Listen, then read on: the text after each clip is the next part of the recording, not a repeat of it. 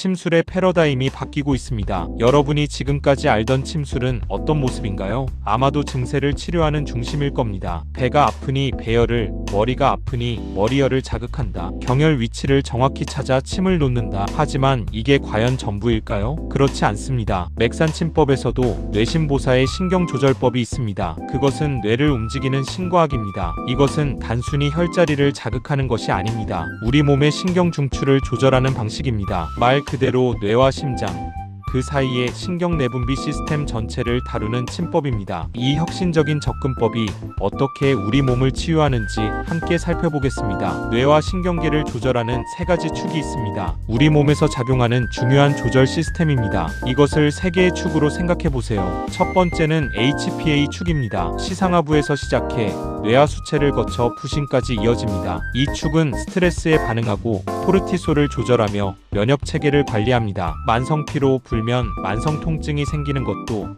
대부분 이 축이 망가져서입니다. 두 번째는 HPG 축입니다. 역시 시상하부에서 시작하지만 이번에는 뇌하 수체를 거쳐 성성까지 연결됩니다. 생식 건강, 호르몬 균형, 감정 안정이 모두 이 축으로 조절됩니다. 생리불순이나 갱년기 증상, 호르몬 불균형은 이 축의 신호가 끊어진 것입니다. 세 번째는 베이거스 축입니다. 미주신경이라고 불리는 신경입니다. 소화, 면역, 염증 조절, 심박수, 감정 안정이 모두 이 신경을 통해 관리됩니다. 불안감, 소화 문제, 염증성 질환은 이 축이 제 역할을 못하고 있다는 신호입니다. 중요한 것은 이 세 축이 독립적으로 작동하지 않는다는 점입니다. 서로 얽혀서 함께 움직입니다. 예를 들어 만성 스트레스로 HPA 축이 과도하게 활성화되면 코르티솔이 넘쳐나고 이것이 면역을 억제하면서 내장 염증이 생깁니다. 그러면 베이거스 축이 불균형해지고 자율신경이 망가지는 악순환이 시작됩니다. 뇌신보사는 바로 이렇게 얽혀있는 세 축을 동시에 조율하는 방법입니다. 각종 질환을 내분비선의 축으로 진단할 수 있습니다. 뇌신보사에서는 환자의 증상을 보면 먼저 이렇게 묻습니다. 이 증상이 어느 축의 붕괴로부터 시작되었는가? 예를 들어 만성피로 환자가 오면 HPA 축 이상을 의심합니다. 생리불순으로 고민하는 여성이 오면 HPG 축에 주목합니다. 소화가 안 되고 불안해하는 사람이 오면 베이거스 축을 살핍니다. 이렇게 축을 정하면 치료 전략이 명확해집니다. 만성 피로라면 신장과 비장을 중심으로 보하는 방식을 씁니다. 생리불순이라면 간과 신장을 조화롭게 조절합니다. 소화 문제라면 비장을 보하면서 간에 적당한 자극을 줍니다. 단순히 증상만 보는 게 아닙니다. 그 증상을 만든 근본 축을 찾아서 거기에 맞춘 치료를 한다는 뜻입니다. 그렇기 때문에 맥산침법은 침을 꽂는 깊이가 다릅니다. 뇌신보사의 신비로운 부분이 바로 이것입니다. 같은 혈자리에 침을 꽂아도 깊이를 다르게 하면 효과가 완전히 달라집니다. 표층은 피부와 피하층입니다. 여기는 자율신경을 빠르게 자극할 때 씁니다. 중층은 근육과 근막입니다. 여기는 경락의 통로를 활성화하고 국소 조절을 합니다. 심층은 내장과 내분비기관 근처입니다. 여기에 자극을 주면 직접 장부를 조절할 수 있습니다. 마지막으로 신층이 있습니다. 이것은 의식과 정신을 담당하는 뇌중추 반응을 조절하는 층입니다. 만성 피로를 치료할 때는 중층,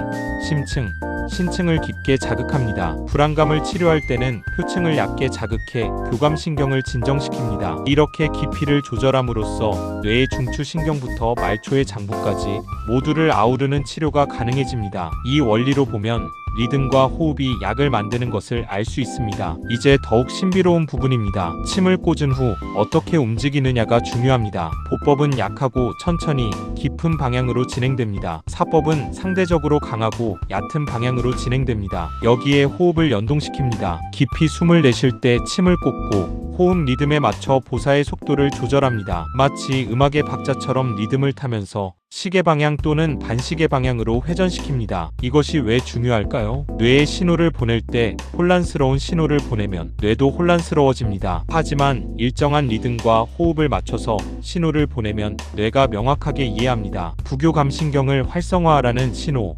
HPA 축을 진정시키라는 신호, 호르몬 리듬을 복원하라는 신호가 뇌에 또렷이 전달됩니다. 실제로 어떻게 작동할까요? 예를 들어보겠습니다. 35세 여성이 불규칙한 생리, 만성피로, 불안감으로 찾아옵니다. 뇌신보사로는 이렇게 접근합니다. 먼저 축을 진단합니다. 생리불순은 HPG 축, 만성피로는 HPA 축, 불안감은 VHUS 축 문제입니다. 세 축이 모두 연결되어 있으므로 HPG 축을 중심에 두되 HPA 축도 함께 조절할 계획을 세웁니다. 다음으로 장부를 정합니다. HPG 축이므로 간과 신장을 보합니다. HPA 축도 있으므로 신장을 더 강하게 보합니다. 비장도 함께 보해 전신 기력을 돕습니다. 그 다음 자침 계획을 짭니다. 깊은 심층과 신층을 중심으로 자극해 중추신경계에 영향을 줍니다. 시상하부 스트레스 회로를 진정시키고 뇌하수체, 성선축을 활성화하는 신호를 보냅니다. 마지막으로 리듬을 설정합니다. 느리고 깊은 보법을 중심으로 호기 때 침을 꽂고